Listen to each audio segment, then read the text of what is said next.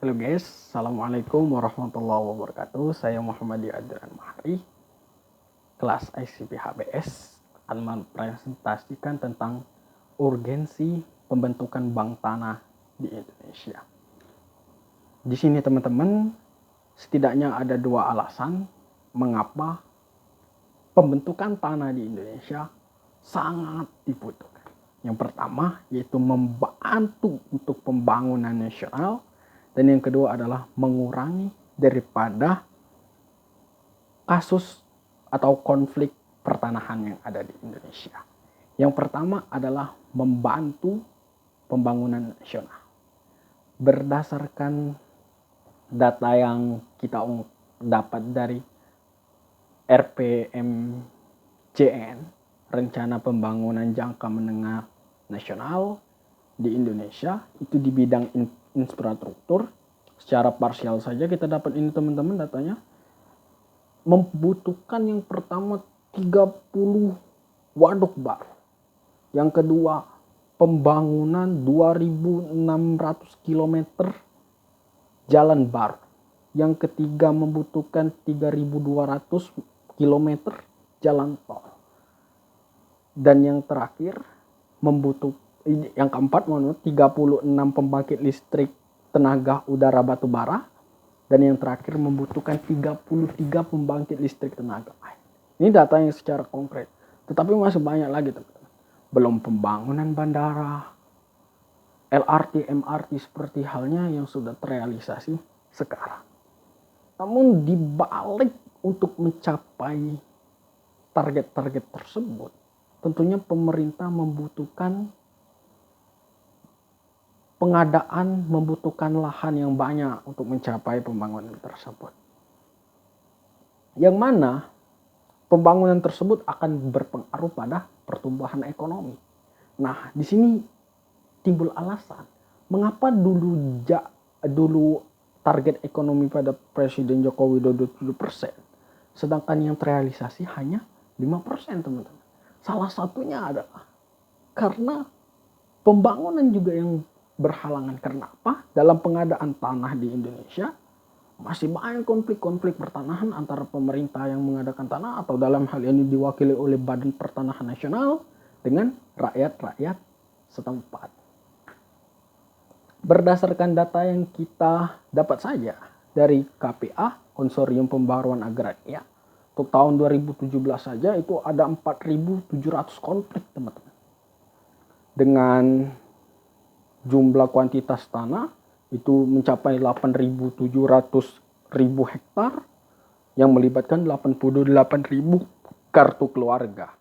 Nah, artinya teman-teman, pembangunan punya target besar tapi tidak sejalan dengan konsep-konsep pengadaan tanah yang ada di Indonesia. Konsep sekarang, Indonesia hanya mempunyai dua konsep, yaitu tanah pertama yang tanah tersebut diamankan, yang kedua langsung didistributorkan, dibangun. Tetapi ketika kita mempunyai bank tanah berpacu pada negara Amerika, negara Brazil, negara Korea Selatan, Taiwan, dan sebagainya, itu mereka mempunyai 6 metode manajemen tanah, manajemen pengadaan tanah.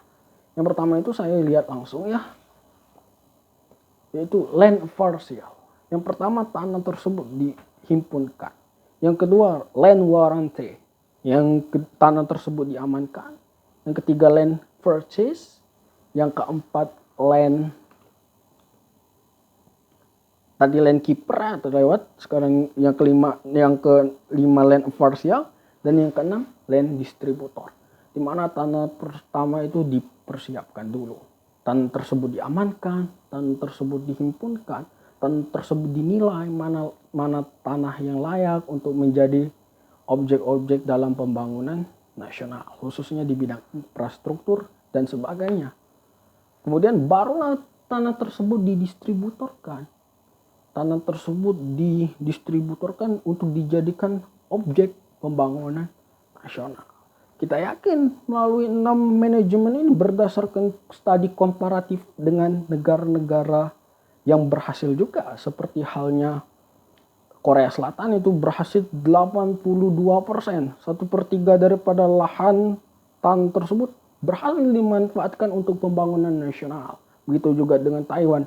Bahkan Taiwan di sini ketika tanah tersebut tidak diperlukan untuk pembangunan, tanah tersebut boleh dimanfaatkan untuk pihak-pihak swasta. Artinya pihak menjadi keuntungan masuk ke dalam kas negara bisa dimanfaatkan oleh kepentingan kesejahteraan rakyat banyak, teman-teman.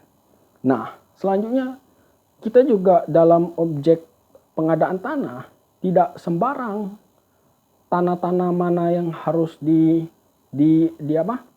harus diamankan, tanah-tanah yang mana harus dialihkan untuk kepentingan nasional. Itu dalam objeknya sumber bank tanah itu terdapat 6 objek. Yang pertama itu tanah terlantar, yang kedua tanah aset pemerintah, yang ketiga tanah erfa, yang keempat tanah sitaan, yang kelima tanah fasilitas umum, dan yang keenam tanah aset BUMN dan BUMD. Artinya di sini teman-teman, tanah wilayah tidak terganggu, tanah derwe desa seperti yang ada di Bali. Dan tanah-tanah masyarakat yang dapat dibuktikan secara konstitusional tidak mungkin dapat diganggu melalui adanya bank tanah ini. Selanjutnya mengenai regulasi secara yuridis tercantum di dalam Undang-Undang Nomor 12 Tahun 2012 Pasal 2 Ayat 2 huruf A yang mana menyatakan bahwasanya hak menguasai negara termaksud dalam ayat 1 membeli wewenang untuk mengatur dan menyelenggarakan peruntukan penggunaan persediaan dan pemeliharaan air dan ruang angkasa. Artinya negara mempunyai hak di sini, teman-teman. Begitu juga yang diatur di dalam pasal 2 ayat 2 UUPA bahwa perasa peruntukan penggunaan persediaan sehingga pembentukan bank tanah yang salah satu tugasnya adalah untuk menyediakan tanah tersebut. Nah, lalu pasti teman-teman bertanya,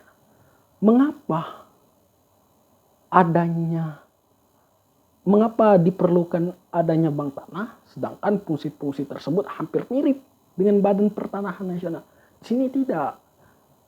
Yang terdapat kelemahan di sini dari Badan Pertanahan Nasional, itu Badan Pertanahan Nasional tidak mempunyai tugas terhadap penyediaan tanah. Nah, mengenai status nanti bank tanah di bawah Badan Pertanahan Nasional atau bekerja sama dalam ini sifatnya instruktif ataupun koordinatif, nantinya itu secara teknis saja, teman-teman. Ya, nantinya, kelemahan Badan Pertanahan Nasional inilah yang menyebabkan konflik banyak. Nah, lubang konflik tersebutlah kita tutup dengan adanya pengadaan tanah, teman-teman. Yang tentunya juga nantinya ketika pengadaan tanah ini berhasil, pembangunan nasional targetnya juga berhasil, konflik pun turun. Nah, ini juga merupakan tentunya amanah dari menciptakan kesejahteraan rakyat. Ketika pertumbuhan ekonomi baik, maka tentunya kesejahteraan rakyat juga akan semakin tinggi. Nah, kesejahteraan rakyat inilah yang merupakan amanah dari sila kelima Pancasila. Ya, Pancasila sebagai filosofi groundslah. Sila kelima yaitu keadilan sosial bagi seluruh rakyat di Indonesia. Dan tentunya juga amanah undang-undang yang saya sebutkan tadi merupakan delegated legislation atau peraturan pelaksana daripada pasal 33 ayat 1 Undang-Undang Dasar 1945, yaitu bumi, air, tanah, dan kekayaan yang ada di dalamnya dikuasai oleh negara dan dimanfaatkan sebesar-besarnya untuk kemakmuran rakyat. Maka atas dasar itulah semoga kita terus melakukan pekajian-pekajian terhadap regulasi-regulasi dan temuan produk-produk hukum baru untuk menghasilkan kesejahteraan rakyat di Indonesia. Salah satunya yang saya dukung sekali, teman-teman, yaitu pembentukan bank tanah. Sekian dari saya, mohon maaf atas segala kekurangan. Saya menerima atas segala kritikan. Sekian, semoga tetap sehat, jauhi dari bala, dari corona. Assalamualaikum warahmatullahi wabarakatuh.